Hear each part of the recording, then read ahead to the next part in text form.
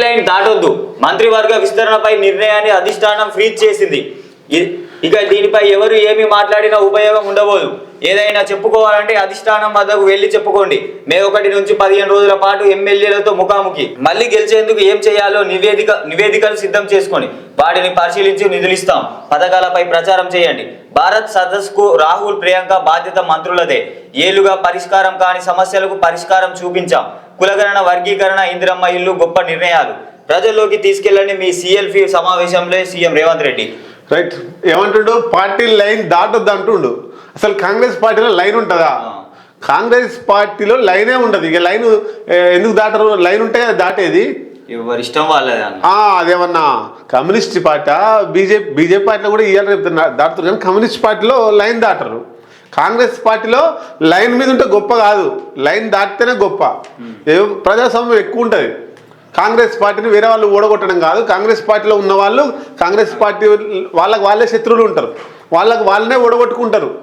వాళ్ళ దాంట్లో వాళ్ళకే వర్గాలు ఉంటాయి. నిన్న చూసినాం మనం, దాటుతా ఆవురు. మొన్న కోమటిరెడ్డి రాజగోపాల్ రెడ్డి చౌటుప్పల్లో ఆ మార్కెట్ కమిటీ చైర్మన్ ప్రమాణ స్వీకారోత్సవంలో లైన్ దాటిండి ఆల్రెడీ. జానారెడ్డి మీదనే ఆయన ధృతరాష్ట్రుడు అని చెప్పిండు. అట్లాగే మల్రెడ్డి రంగారెడ్డి రాజగోపాల్ రెడ్డి కంటే ముందే లైన్ దాటిండు. ఆయన మంత్రి పదవి ఇస్తే ఈరి, లేకపోతే రాజీనామా చేస్తా, ఇంకోళ్ళు గెలిపిస్తా నా కాన్స్టిట్యున్సీలో అని చెప్పిండు. ఆయనకు జానారెడ్డి మద్దతు ఆయనకు. ఇక ఇటు మంచిర్యాలకి అయిపోతే, చెన్నూరుకి అయిపోతే అక్కడ మంచిర్యాల ఎమ్మెల్యే కొక్కిరాల ప్రేమ్సాగర్ రావు ఆయన లైన్ దాటిండు. లైన్ దాటి ఈ వివేక్ వెంకటస్వామి మీద, ఆ ఫ్యామిలీ మీద ఆరోపణలు చేసిండు. ఒక ఫ్యామిలీ ఆ పార్టీలో ఈ పార్టీలో తిరిగి కాంగ్రెస్కి వచ్చి గెలిచిన వాళ్ళు నాకు మంత్రి పదవి రాకుండా ఆపుతున్నారని ఆయన లైన్ దాటిండు.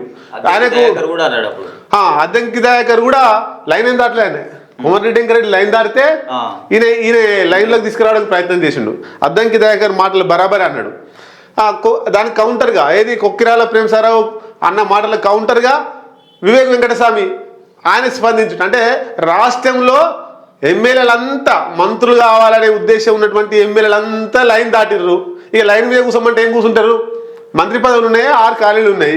6 ఖాళీలకు 40-50 మంది దాకా లైన్లో. ఇక మేమైతాం అని లైన్ దాటిరు ఖచ్చితంగా. ఇంకా దాటుతారు. ఇక వీళ్ళది ఇట్లుండే.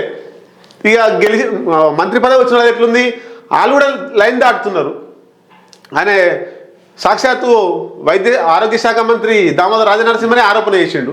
ఏం నడిచినా రాష్ట్రంలో ఉమ్మడి నల్గొండ జిల్లా, ఉమ్మడి ఖమ్మం మంత్రులదే నడుస్తుంది.